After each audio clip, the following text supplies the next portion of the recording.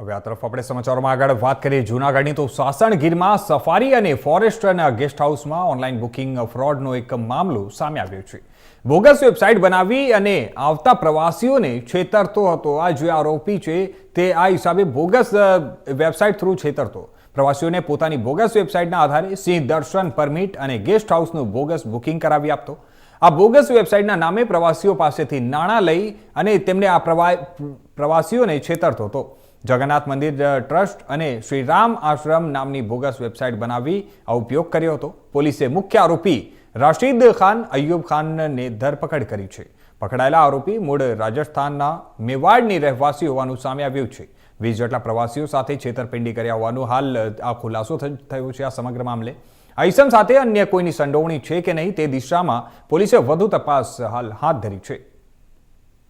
આવેલ સાસણગીર જે છે જ્યાં સફારી અને ફોરેસ્ટનું જે રેસ્ટ હાઉસ છે જેને સિંહ સદનના નામે ઓળખાય છે, ત્યાં એક એવી કમ્પ્લેન ધ્યાન ઉપર આવી અલગ અલગ ફોરેસ્ટના અધિકારીઓને કે ઓનલાઈન એમણે આ સિંહ સદનના રૂમ્સ તથા જંગલ સફારી બુક કરેલી હોય અને એ લોકો ત્યાં બુકિંગની જે કંઈ રિસિપ્ટ અથવા તો એ મુજબનો વિગતો લઈને પહોંચેલ ત્યારે ફોરેસ્ટના અધિકારીઓ જણાવેલ કે ઓનલાઈન બુકિંગ સિંહ સદનનું થતું નથી. અને ત્યારે ફોરેસ્ટના અધિકારીઓને ધ્યાન ઉપર આવ્યું કે આ કોઈ નકલી વેબસાઇટ બનાવેલ છે અને આ રીતના સિંહ સદનના રૂમોનું બુકિંગને સાથે સાથે જંગલ સફારીનું બુકિંગ કરવામાં આવે છે. તો શાસનના આરએફઓ શ્રી દ્વારા મેંદરડા પોલીસ સ્ટેશનમાં આ સંબંધે ફરિયાદી બનીને ફરિયાદ દાખલ કરવામાં આવી.